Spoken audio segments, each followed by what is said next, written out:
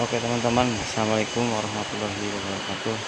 Selamat sore teman-teman ya, dan salam sejahtera tentunya buat teman-teman dimanapun berada. Oke teman-teman, sore hari ini saya sedang berada di alam terbuka teman-teman, sedang berada di pegunungan teman-teman ya. Jadi di sini saya sedang melihat ya kondisi embung Curug Bandung teman-teman ya, yang dimana di atas embung itu terjadi longsor ya teman-teman, terjadi tanah longsor. Oke, langsung saja saya mau ambil gambar terkait embung Curug Bandung. Oke teman-teman, saya sudah sampai di embung Curug Bandung teman-teman ya. Jadi saya tidak ambil video terkait perjalanan tadi ke sini karena memang medannya itu sudah banyak tanah longsor dan sulit teman-teman ya. Jadi aksesnya sudah nggak ada teman-teman. Jadi saya turun lewat tanah-tanah yang longsor. Ini adalah embung Curug Bandung teman-teman ya, yang dibangun belum lama. Oke teman-teman bisa lihat. Nah, ini bendungannya seperti ini ya. Nih, nah ini teman-teman, ini bawahnya seperti ini ya, seperti ini ke bawah seperti itu. Ini teman-teman, ini adalah sungai teman-teman ya. Ini sungai yang mengalir ke bawah sana, mengaliri pertanian di bawah teman-teman. Embung ini sudah tertutup dengan tanah teman-teman ya, karena di atas sana itu terjadi 3 titik ya tanah longsor teman-teman. Jadi begitu tanah longsor terus terbawa air, terus kan ini bendungan teman-teman ya. Jadi di sini tanah terkumpul di sini, sebagian hanyut ke bawah arus ke bawah teman-teman ya. Jadi saya memang waktu itu juga mendengar ya dari hebohnya masyarakat terkait pembangunan embung ini teman-teman ya, katanya buat wisata apa segala macam, dan memang kesini itu didatangkan alat berat ya, ekskavator kalau nggak salah PC 50 kalau nggak salah teman-teman. Nggak tahu berapa unit, nggak tahu, karena saya memang pas ketiga dilakukannya pembangunan saya nggak kesini teman-teman ya.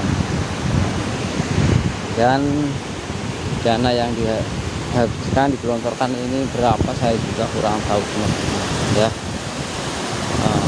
Saya cuma dengar infonya ini mau buat pariwisata teman-teman ya. Jadi berbarengan dengan pembangunan embung ini, itu di atas itu ada curug ya, 2 curug Bandung, dan satu lagi curug kecil itu namanya Batu Ipis ya. Itu curugnya ada banyak. Nah, yang akses ke Curug Bandung itu sebagian sudah diaspal, di hot mix, terus yang ke bawah itu di sor teman-teman ya. Oke, nah terkait masalah embung ini saya juga nggak tahu teman-teman fungsinya ini, yang sebenarnya tujuannya itu buat apa teman-teman ya. Apakah ini tujuannya buat wisata ya teman-teman, ataukah buat bendungan pengairan ke pertanian teman-teman ya. Kalau buat bendungan ke pertanian itu saya rasa enggak teman-teman ya, karena memang di sini ini masih dataran tinggi pegunungan ya. Terus dari sana itu masih jauh teman-teman, ke perkampungan, ke pertanian, ke sana itu masih jauh ya. Terus di sini pun nggak ada yang namanya apa terkait pipa-pipa besar yang mengalir ke memangnya lokasi pertanian yang sulit terjangkaunya air teman-teman. Jadi ini sekedar bendungan doang ya. Jadi menurut saya ini hanya buat pariwisata ya. Jadi kalau menurut saya ini kurang tepat ya. Kalau salah ya enggak, tapi kurang tepat kalau menurut saya. Soalnya ini bangunan ini menghabiskan banyak ya, kalau menurut saya.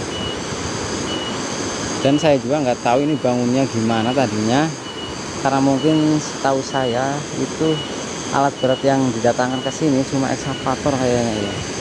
Jadi untuk penggalian tanah, pemerataan tanah, dan bikin akses jalan mobil-mobil gam ya teman-teman. Nah, jadi ini kalau memang hanya batu kemudian besi, sedikit besi dirangkai-rangkai, itu kurang kuat teman-teman ya. Jadi kalau bangunan seperti ini memang harus ada pancang teman-teman. Jadi pancang itu, borpel itu, kalau nggak pancang borpel itu masuk ke dalam itu akan kuat teman-teman ya. Kalau tidak dikasih seperti itu ini nggak akan lama teman-teman ya. Ini terus ini mau gimana teman-teman, belum lama ini bendungan ini kan tadinya air ke sana langsung teman-teman ya, terus tertutup tanah ya karena longsor dari sana teman-teman ya, longsor dari sana. Terus ini buangnya mau gimana teman-teman ya, nunggu banjir, ke bawah banjir, nggak akan habis teman-teman, nggak akan habis. Kenapa nggak habis teman-teman? Saya kasih tunjuk.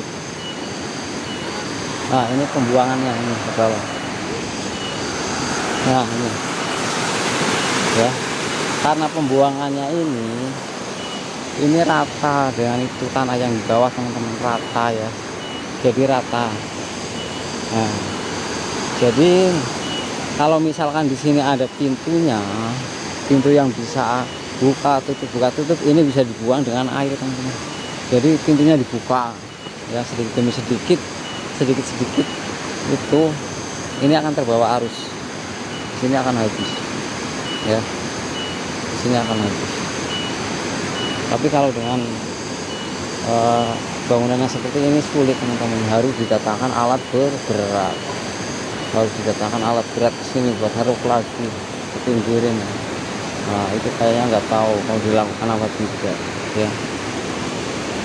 Oke, sedikit bicara pembangunan,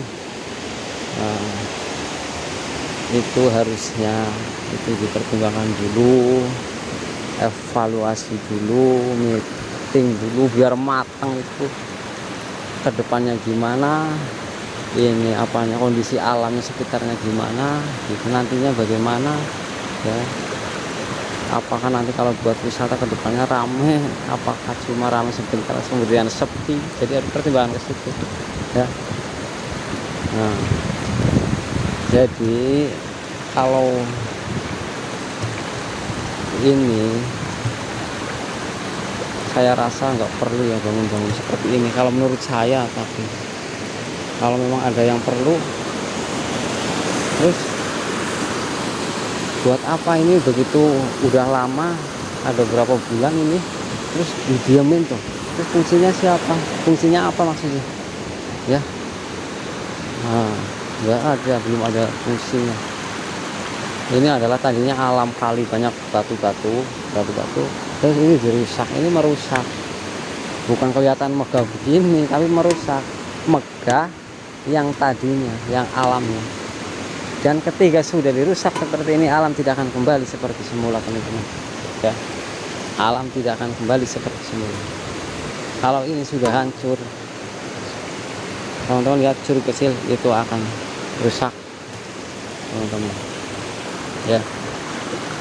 Oke, kenapa saya bilang seperti itu, karena memang saya ingin ya, saya ingin ketiga, karena saya memang rakyat biasa.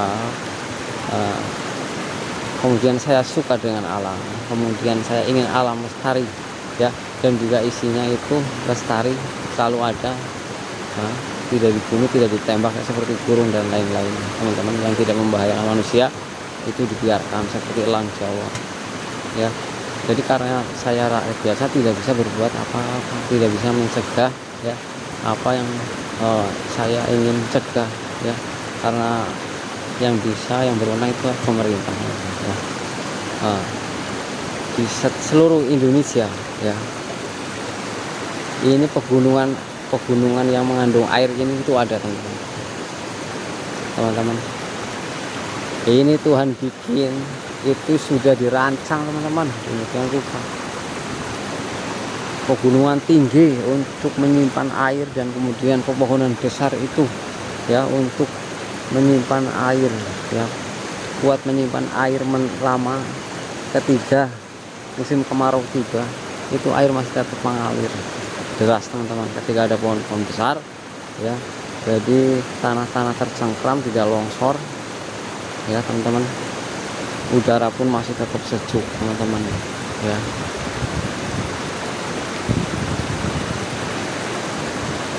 Jadi kalau memang gunung yang memang mengeluarkan air itu jangan jadi tanah milik ya, jadi tanah pemerintah, dikelola ya, itu dibikin wisata. Di situ potensinya apa, curug ya, curugnya diperbaiki, maksudnya aksesnya dibangun, terus pohon-pohonnya biarkan, pengisinya hewan-hewan biarkan, itu akan tetap alami, bagus sekali teman-teman.